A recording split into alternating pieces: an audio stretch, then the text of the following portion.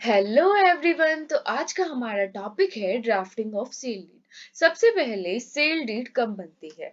तो जो registration act है हमारा 1908 का, वो क्या कहता है? वो कहता है कि कोई भी प्रॉपर्टी है, अगर कोई भी इमूवेबल प्रॉपर्टी है और उस इमूवेबल की जो वैल्यू है वो कितनी है, वो मोर देन ₹100 है, तो उसको हमें नेसेसरीली क्या कराना पड़ेगा? रजिस्टर कराना पड़ेगा। तो इसलिए उसकी रजिस्ट्रेशन के लिए हम क्या बनाते हैं? हम सेल डीड बनाते हैं। ठीक है। रजिस्ट्रेशन एक्ट ने कहा है कि कोई भी इमूवेबल प्रॉपर्टी है जिसकी वैल्यू ₹100 से ज्यादा है, उसके लिए हम सेल डीड बनाते हैं। तो ये क्या हुआ? वैल्यू ऑफ प्रॉपर्टी सोल्ड, इतने की हमारी प्रॉपर्टी बिकी। स्टैम्प ड्यूटी इतनी लगी, कॉर्पोरेशन टैक्स इस पे इतना लगेगा, नॉन जुडिशियल स्टैम्प्स जो है उनकी वैल्यू इतनी होगी। फिर हम बताएंगे that this deed of sale is executed at place, बताएंगे ऑन डेट, बताएंगे इस जगह पर, इस डेट को हम ये जो सेल डीड है इसको एग्जीक्यूट कर रहे हैं। अब इसमें यार वर्सेस तो हमारा उसमें आता है कि एक दूसरे के अगेंस्ट है, पर सेल डीड है, बेच रहा है तो एक दूसरे के फेवर में बेच रहा है। तो इसमें रादर देन यूजिंग वर्सेस हम क्या यूज करेंगे? बिटवीन और एंड। ठीक है। तो हम लिखेंगे ए सन ऑफ दिस एज इतना रिजाइडिंग एट। ठीक है, वही चार चीजें हो गई। रिजाइडिंग एट में हम complete address with pin code देंगे। फिर हम कहेंगे here in after called the vendor. ठीक है, जो बेचता है, जिसके गुड्स होते हैं, उसे हम क्या कहते हैं? वेंडर कहते हैं। और which expression shall include his executors आ गए, एडमिनिस्ट्रेटर्स आ गए, लीगल रिप्रेजेंटेटिव्स आ गए, सक्सेसर्स आ गए। So between A and B में सेम चीजें, hereinafter called the vendee, और इसमें वही सारी चीजें हमारी होगी इंक्लूडेड। वेंडर जिसे बेचा, तो ठीक है, तो वेंडर जो है वो बेचेगा, किसको बेचेगा? वेंडर बेचेगा वेंडी को। ठीक है, तो vendor to vendee in case of cell.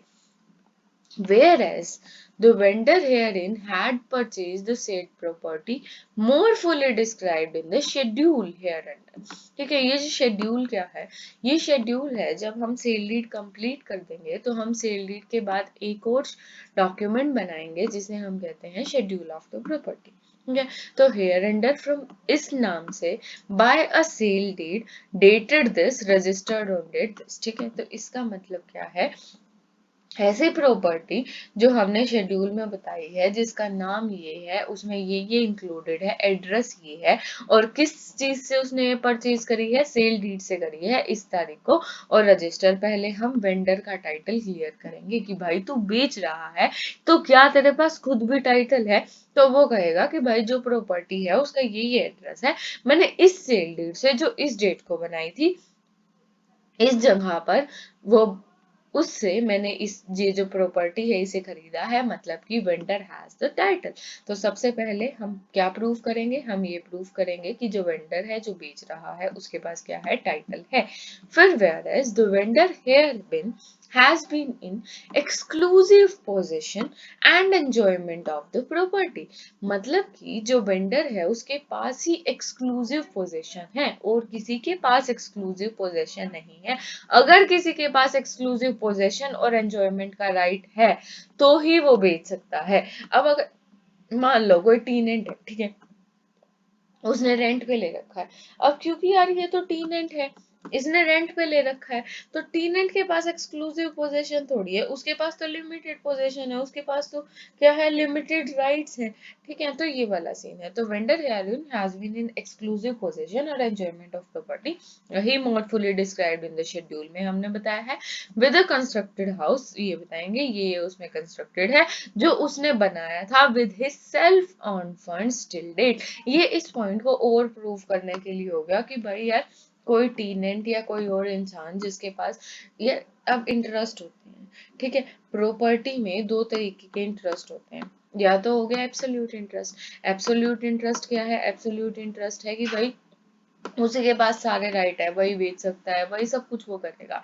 ठीक है, एक होते हैं लिमिटेड राइट। लिमिटेड राइट क्या हो गए? अगर हमने मान लो मॉर्गेज कर दी या लीज पे दे दी या कुछ भी हो गया तो लिमिटेड राइट होता है। तो जिसके पास यार लिमिटेड राइट होंगे, ऑब्वियस बात है कि वो ये जो प्रॉपर्टी है उस पर कंस्ट्रक्शन क्यों करेगा?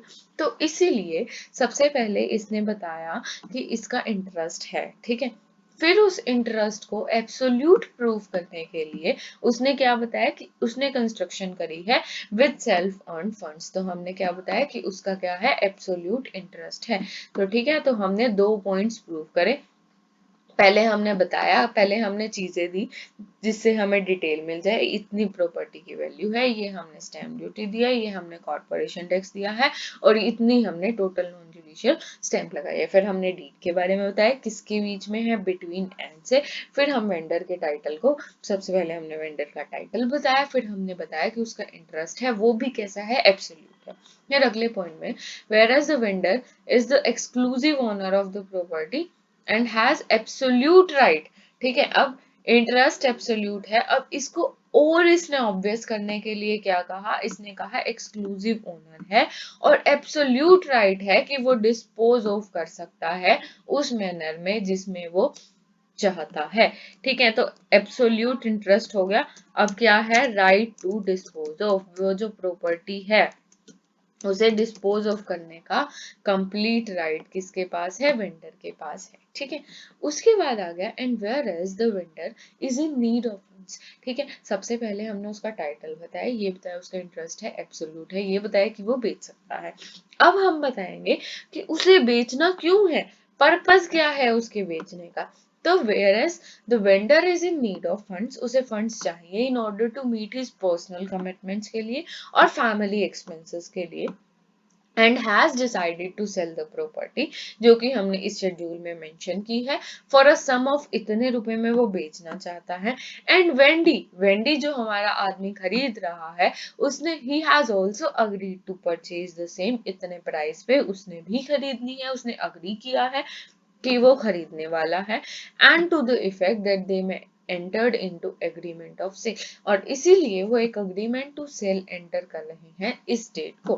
ठीक है, तो हमने बता दिया क्यों उसे बेचना है, और उसे बेचना है तो वेंडी ने एक्सेप्ट कर लिया इतने रुपए में, क्योंकि पर्सनल कमिटमेंट है, फैमिली के एक्सपेंसेस है, साथ में ही उसने एक प्राइस बताया, इतने में वो बेचना चाहता है और वेंडी ने उस प्राइस पर अग्री कर लिया है, इसीलिए हम ये सारा अग्रीमेंट टू सेल बना रहे हैं इस डेट को।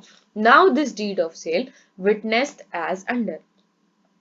अब डीड ऑफ सेल क्या कहती है, that in the pursuance of the aforesaid agreement. अब देखो इसमें जो जो वर्ड्स मैंने कैपिटल में लिखे हैं या बोल्ड करके लिखे हैं, जो एक स्टैंडर्ड फॉर्मेट है उसमें ये सब हम ऐसे ही लिखते हैं इन बोल्ड और इन कैपिटल। तो इफ यू हैव टू, मतलब बिल्कुल तुम्हें परफेक्ट बनाना है तो आप इन्हें फॉलो कर सकते हो।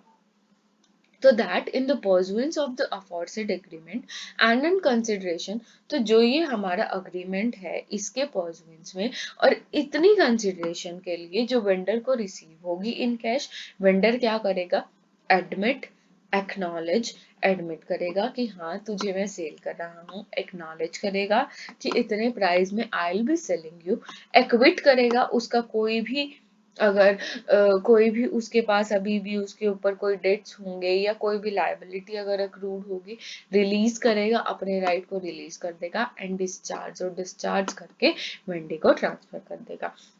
ठीक है, received by vendor for a consideration of sum, received by vendor in cash, vendor क्या करता है, admit, acknowledge, acquit, release and discharge the vendee from making further payment.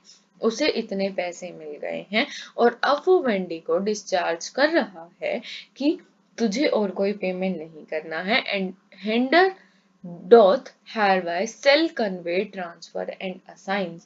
Cell कर रहा है, कन्वेयंस है तो कन्वे कर रहा है, ट्रांसफर कर रहा है और असाइन कर रहा है the use of the Wendy the property more fully described in schedule, इस शेड्यूल में जो प्रॉपर्टी डिस्क्राइब है, together with किसके साथ, waterways, easements, advantages and appurtenances and all estate rights, title and interest of the vendor।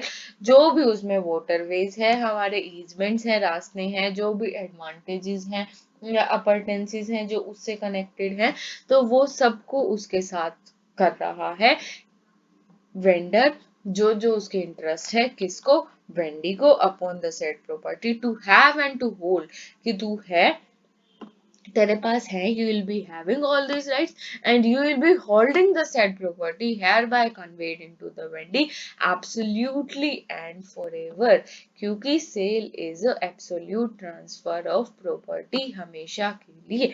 ठीक है, तो that, तो हमने इसमें क्या पढ़ा कि सबसे पहले इतने वेंडर को रुपीज रिसीव हो रहे हैं और वो बता रहा है मैंने इतने ले लिए और मैं एक्नॉलेज करता हूँ और एक्विट, और तेरे को अब मैं एक्विट रिलीज और डिस्चार्ज करता हूँ कि तुझे और कोई पेमेंट नहीं करनी, और मैं सेल कन्वे ट्रांसफर और असाइन करता हूँ तुझे प्रॉपर्टी सारे राइट्स के साथ जो भी मेरे पास हैं, और मैं कहता हूँ that you are to have and to hold the said property, कब तक, एब्सोल्यूटली एंड फॉर एवर, कि तेरे पास सब राइट्स हैं, इसके बाद मेरे पास कोई राइट नहीं बचेगा और हमेशा के लिए for ever. The vendor do hereby covenant with the vendee follows. Covenant मतलब ये terms हम जो है वो बनाते हैं कि that the property more fully described in the schedule में हमने describe करी है। तो अब हम बताएंगे कि कंडीशंस क्या क्या है इस पूरे ये जो सेल अग्रीमेंट हो रहा है इसमें प्रॉपर्टी के ट्रांसफर की कंडीशन क्या है। सबसे पहले quiet and peaceful position, quietly और पीसफुली क्या हुआ है, वो होल्ड कर सकता है प्रॉपर्टी और एंजॉय कर सकता है वेंडी बिना किसी इंटरफेरेंस, इंटरप्शन और डिस्टरबेंस के वेंडर की साइड से या और किसी और पर्सन की साइड से जो उसके अंडर क्लेम कर रहा है। ठीक है, तो अब हम यार कंडीशन सबसे पहले क्या हो गई, पीसफुल। ठीक है, सबसे पहले हम तुझे कहते हैं कि तू पीसफुली जो है प्रॉपर्टी एंजॉय कर और मेरा इसके बाद कोई भी इंटरफेरेंस नहीं होगा इस प्रॉपर्टी पर, ना ही किसी इंसान का होगा जो मुझसे कनेक्टेड है। तो पहला हो गया पीसफुल पोजीशन हम उसे देते हैं। दूसरा बात, वेंडर के पास एब्सोल्यूट राइट है, टाइटल है और पावर है सेल कन्वे और ट्रांसफर करने की। ठीक है, फिर हम दोबारा बताएंगे कि हाँ भाई मेरे पास टाइटल है और मैं जो है मेरे पास पावर है कि I can sell it to you, मैं ऑथोराइज्ड हूँ इस काम के लिए, not subject to any encumbrances, mortgages, charges, lien attachment. ये बताता है कि कोई भी जो लायबिलिटी है इस प्रॉपर्टी पे अभी तक जो है अक्रू नहीं करती है।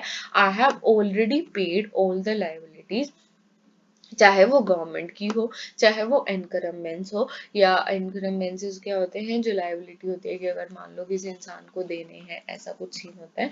ठीक है, तो जो भी है कोई भी लायबिलिटी इस पे अक्रू नहीं करती है।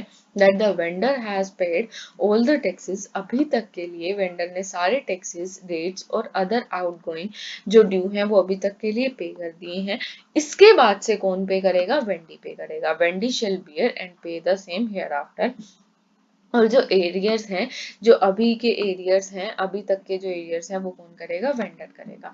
ठीक है, तो इसमें क्या बात आ गई, इसमें हमारी बात आ गई एरियर्स की, कि आज तक के डेट के सारे जो है वो वेंडर ने पे करने हैं। अगर कोई एरियर्स हैं तो वो वेंडर ही पे करेगा, पर इसके बाद से इसको कौन टेकअप करेगा, वेंडी टेकअप करेगा। फिर उसे वैकेंट पोजीशन मिल रही है विद ओरिजिनल टाइटल। ठीक है, मतलब खाली मिल रहा है पूरा स्पेस और ओरिजिनल टाइटल डॉक्यूमेंट इसे मिल रही है। तो इसमें क्या बात हो गई, इसमें हमारे पास बात होगी कि उसे क्या मिल रहा है, डॉक्यूमेंट्स मिल रहे हैं। फिर क्या हुआ, vendor at the cost of Wendy, Wendy की कॉस्ट पे क्या करेगा, सारे एक्ट्स और deeds for perfecting the title जो है वो वेंडी को देगा। ठीक है, तो अब क्या हो गया, अब वो ट्रांसफर कर रहा है अपने टाइटल का किसकी कॉस्ट पर, वेंडी की कॉस्ट पर। फिर उसके बाद vendee is entitled to have mutation of his name in all public records, local body and obtain patta in the name of vendee. मतलब कि अब क्योंकि उसको ट्रांसफर हो गया है तो उसके नाम पे अब प्रॉपर्टी हो गई, तो सारे पब्लिक रिकॉर्ड्स में, लोकल बॉडी में, हर जगह वो कह सकता है कि ये प्रॉपर्टी मेरे नाम पे है। ठीक है, तो ये हमारी होगी कंडीशन। सबसे पहले तेरे को पीसफुल पोजीशन दे रहा हूँ, क्यों दे रहा हूँ, क्योंकि मेरे पास टाइटल है, कोई भी इस पे अब लायबिलिटी नहीं पड़ी है। एरियर्स जो है वो मैं आज तक के पे कर दूंगा, उसके आगे से तू पे करेगा। मैं तुझे डॉक्यूमेंट दे रहा हूँ इन सब चीजों के लिए, और डॉक्यूमेंट से ट्रांसफर हो गया, और ट्रांसफर हो गया तो हर जगह तेरे नाम ये प्रॉपर्टी होगी। तो ये हमने सारी कंडीशंस बता दी। अब हम शेड्यूल ऑफ द प्रॉपर्टी देंगे। शेड्यूल ऑफ द प्रॉपर्टी में हमें क्या बताना, इसमें हम एक डॉक्यूमेंट बताएंगे। ठीक है, इसमें क्या होगा, लोकेशन होगी प्रॉपर्टी की कंप्लीट, बाउंड्री होगी डिटेल में, matching description of north west east south हम कंप्लीट डिस्क्रिप्शन देंगे, ऐसी ऐसी प्रॉपर्टी है, ये इसकी बाउंड्रीज है, इसकी लेंथ इतनी है, यहाँ पर ये लोकेटेड है, सारी जो हम डिटेल्स है वो शेड्यूल ऑफ प्रॉपर्टी में देंगे। इसका पर्पस क्या है?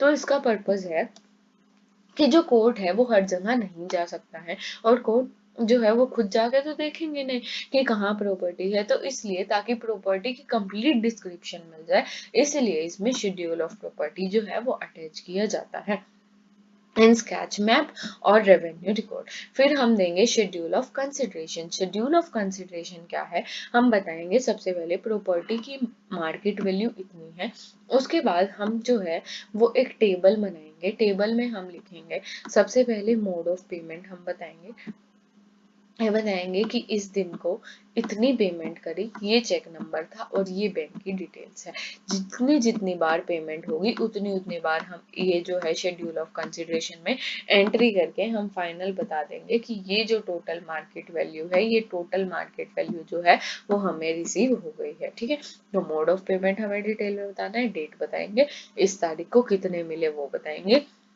कहाँ से मिले, चेक नंबर क्या है वो इसमें बताएंगे। तो 3 कॉलम हम इसमें बनाएंगे।